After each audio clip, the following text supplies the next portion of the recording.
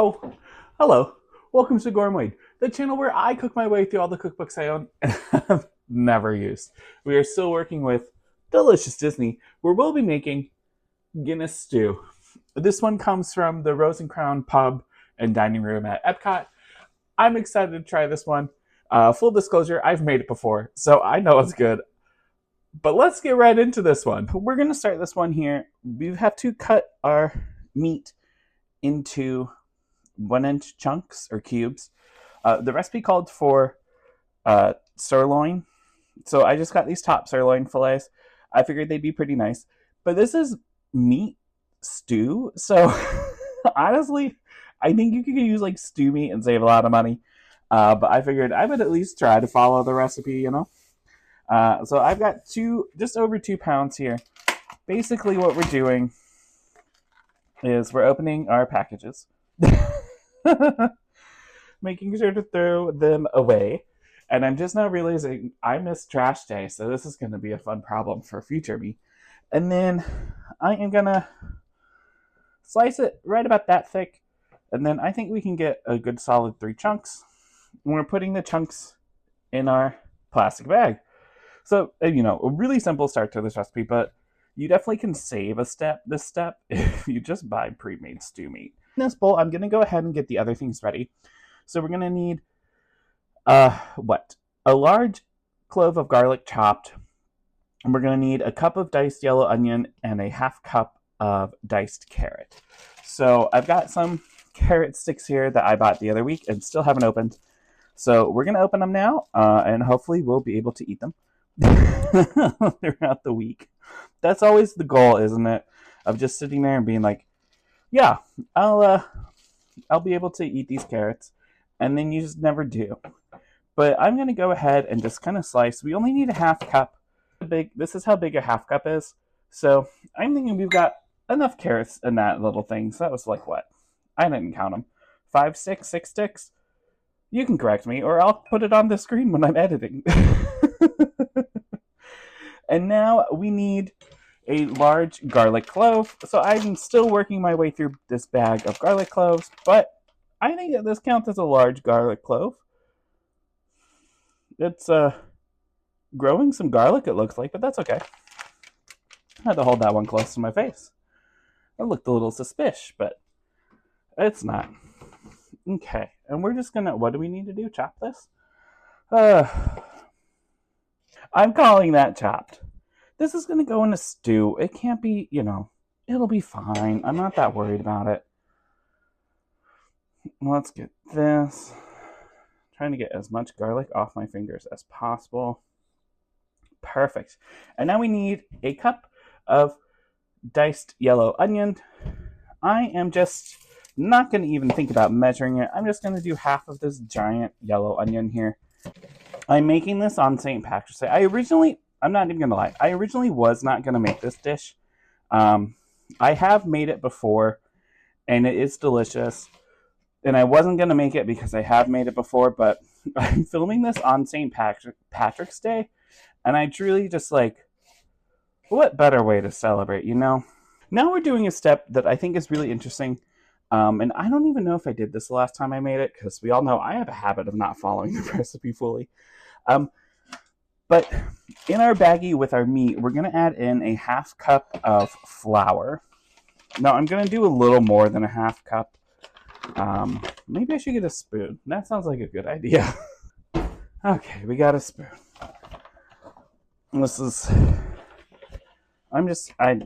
don't know what I'm doing, but we're going to do this. Do we think that's good enough? I think that's good enough. Okay. Great. And close up our flour. I'm just using a regular all-purpose flour. It happens to be unbleached because that's what I already owned. But the book just says all-purpose flour, so it doesn't really matter. And we're going to go ahead and seal up our Ziploc bag. And I'm going to set the bowl to the side. I'm going to make sure that my bag's extra sealed. And then we just kind of shake it to coat all of the meat. But we're done with that. We have our pan here. I'm going to get this burner on. And it says to heat 2 tablespoons of oil in a large, heavy bottom stock pot. So I am just going to call that 2 tablespoons of oil. Okay, so our oil has heated up, and I'm just going to dump in. It doesn't say to do this in batches, so I'm not going to. I am going to try to preserve some of the flour, since the recipe says we're supposed to preserve some of it. But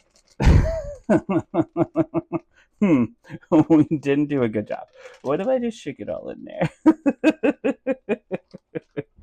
Okay. That's how that's going to go. While that cooks up, we'll move on to the next little set of chopping we have to do. So we are going to need a tablespoon of thyme and a tablespoon of rosemary chopped. And I just, once again, got these from the store. And I just took my hand and took off all the rosemary leaves. I don't know if that's going to be more than a tablespoon or not, but that was 1 whole stick of rosemary. So it felt like the right thing to do. And then while I have the rosemary, I'm just going to go ahead and do the same thing with my thyme. Just kind of start from the top, sort of, and see how many leaves we can get off. But these guys are doing something, so I'm going to start stirring. We're just trying to get everything brown is really what we're doing with the meat. Okay. And then if we just put all of our herbs in a pile and chop. It's definitely browning. Oh, look at that. This is going to take a little while, and this is why I think it's probably better to do this in batches, because then everything's nice and evenly browned, as opposed to whatever's happening here. But, hey. I'm going to actually move on to the next step. I know not everything's really browned in here, but it's mostly cooking all the way, and we've got a lot of flour starting to stick to the bottom, so I think it's best just to move on. We are going to add in our chopped onions, carrots, garlic, and then we're going to add in 2 bay leaves. Let's just get all this out of here. And then we have 2 bay leaves, and if we had any leftover flour, this is where you would re-add it in to kind of coat these vegetables. And we're going to cook these until they're tender. I also, which you may or may not see in the video depending on time, might do an online recipe for some Irish soda bread to go with this. I haven't fully decided yet, so if you see it, I decided to do it, and if you didn't, well, then I probably didn't actually make the soda bread. But I just thought it would be a good addition to this. So I think our onions are pretty tender. They're definitely tender. That one just fell out of the bowl. Oh, I've got more on this side too. Oh, I'm not doing a good job. Hold on. Let's rescue this guy real quick. I probably just made that so much worse. Okay. Anyways, we're going to add in our chopped, what is this? Rosemary and thyme. That's going to be all of it. And then we need a 1/4 teaspoon of red chili flakes. So once again, I'm just using crushed red pepper. I just posted the lamb video, and in it I said multiple times I didn't know what the difference was. And guess who still hasn't looked? Me. So, that is what it is at this point. One day I'll look it up. I can guarantee you it's probably not today. Now we need to add in a cup of Guinness stout. So this is it's just the canned Guinness. I'm not going to lie. I walked in the grocery store and they had the Guinness on sale for St. Patrick's Day, and I said, perfect. I'm going to measure out a cup because I'm curious. This is probably the wrong way to do it. I'm going to add in a little extra for some fun. Look, I know I'm not supposed to, but that's pretty much the whole can. Sure, it did say to slowly add, but I'm just one person. We're going to cook this down. You can see how thick it already has gotten. I'm also trying to get some of that flour off the bottom. I'm not succeeding, really. But, I'm trying. We'll at least get the bay leaf off the side. Oh, that smells so good. Okay. And then we're supposed to stir until thickened and bubbly. It's pretty thick. It's going to get bubbly pretty soon here, I'm sure. Oh, I just splattered some on my shirt. Okay, it's getting bubbly. Now we're going to add in 4 cups of... Oh, no, we're not. We're going to add in some salt and pepper. Okay, let's add in some salt and pepper. I don't want to add in too much. I think I would rather add it in kind of towards the end. But here we go. I'm going to turn down the heat just a smidge. And then it says to simmer this for 10 minutes. So we're going to get this simmering for 10 minutes. It's been 10 minutes. It smells even better than before. I'm definitely happy with the choice of adding in some extra meat because you can see how much it's cooked down already. This is definitely thickened a lot. And now we are getting ready for, really, this is the last part. We just need to add in this whole thing. This is 4 cups of beef broth. Hopefully it fits in our pan. I always get a little worried. But we're going to see. If we can't fit the whole thing, I'm going to fit as much as I can, and then I'll add more. But we're going to be able to fit it.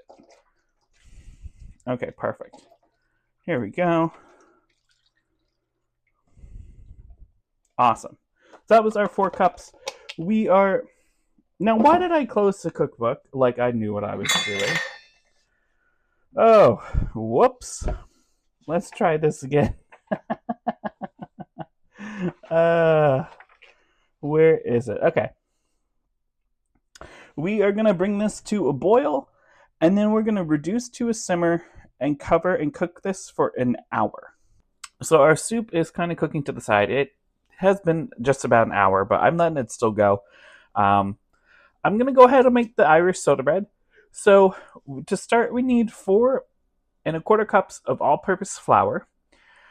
We are going to go ahead and just measure that out real quick. I'm just using more unbleached flour. There's our 4 1/4 cups of flour.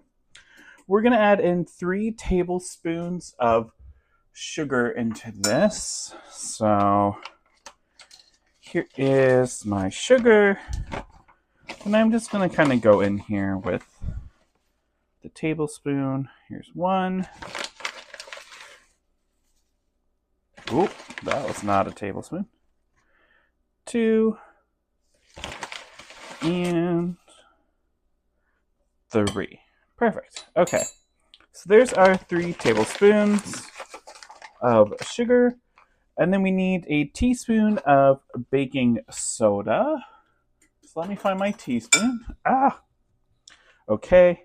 And I'm just using, Arm & Hammer baking soda.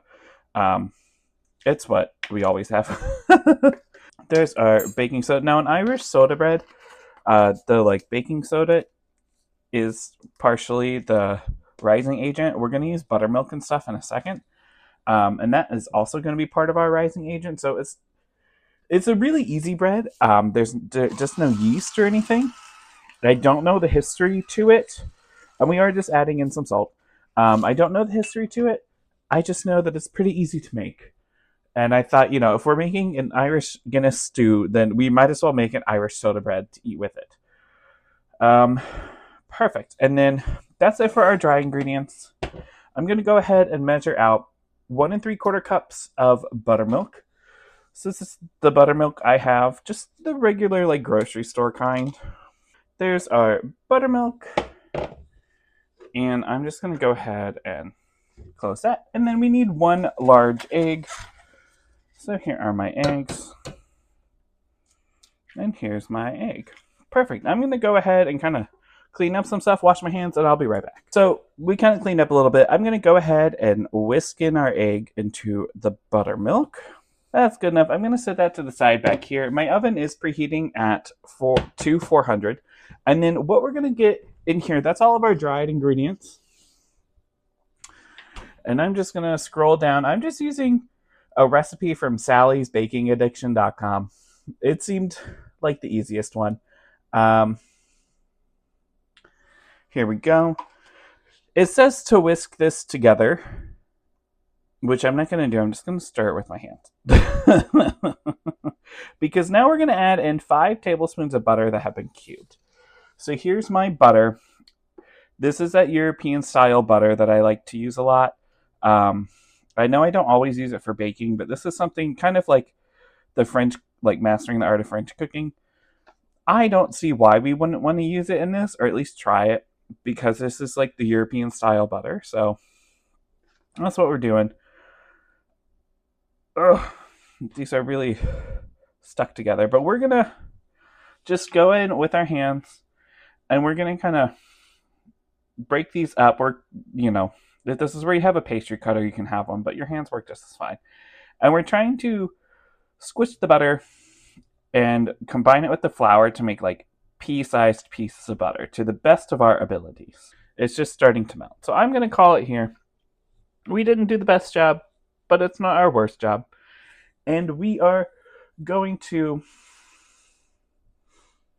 pour in our buttermilk egg. I'm going to go ahead and just whisk this one more time. And then I'm going to pour this in here.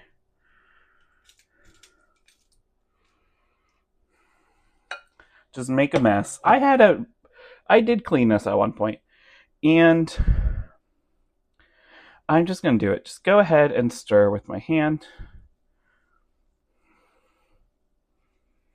At some point, this is going to be really dry and we're going to have to knead it. It says to knead on a floured surface, but I'm going to just try to knead it in the bowl to see if I can do it.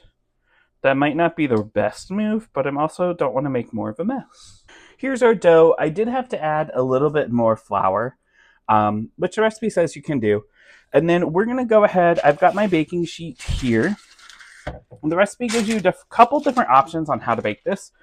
But baking it on parchment paper on a baking sheet was the easiest one. So that's what I went with. I'm going to go ahead and get our dough out and just kind of pat it down. It's going to bake real ugly, but I'm okay with that. And then we need to score the bread.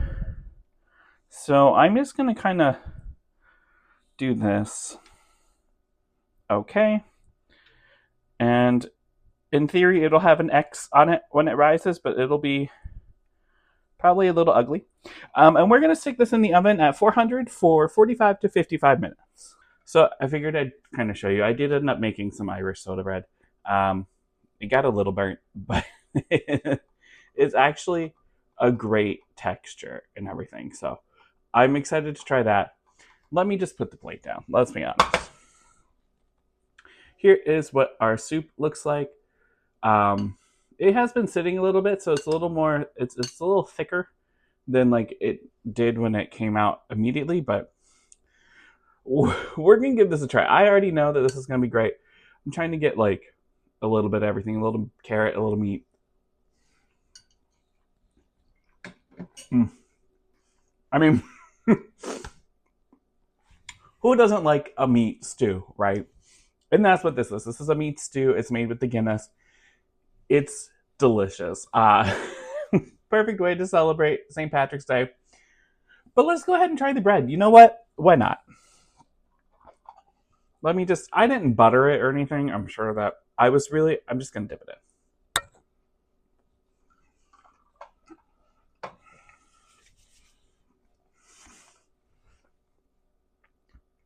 That's a good bread. So both the bread and the stew are quite delicious. Now, I'm not rating the bread, but I'll link that recipe down below.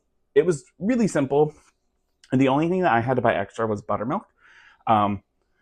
So, there's that. But anyways, let's get on to the ranking this stew, right? It was easy to follow the directions. All the ingredients were super easy to find. I think what kind of dings it is the meat was a little more expensive. I think, honestly, a regular stew meat would work perfectly fine. But I got this sirloin like the recipe told me to. And that was probably like, I'm trying to remember how much it was. Like $25, $28 for a little over 2.5 pounds or 2 pounds. So not the cheapest, but not the most expensive by far. just for like that amount of meat. And then I did have to buy Guinness. Now, I don't drink Guinness on its own. I don't really like Guinness. But what are you going to do, right? I did try it with the stew. It does go really well with the stew, of course, but I'm not going to drink a whole thing of Guinness. I'm just not. I'm going to have a couple sips, call it a day, and move on. So those two things kind of go, against the recipe. Now, if you like Guinness, hey, there you go. I think overall this one's probably going to get a 9. It's not maybe the most spectacular, like fancy looking thing, but it's a stew, right? It's not supposed to be. It's just solid, it's hearty, and maybe it doesn't wow me as much because I have made this before and I've had it multiple times, but I really do like this one. I know the leftovers are just, they're gonna be so good. So I'm excited. A happy way belated St. Patrick's Day, because I know this is going to go up way late, but I am making this on St. Patrick's Day. And I'm realizing now I forgot to wear green. So I filmed this whole video, didn't even bother to put on green. But anyways, I'll see you guys in the next one. Bye.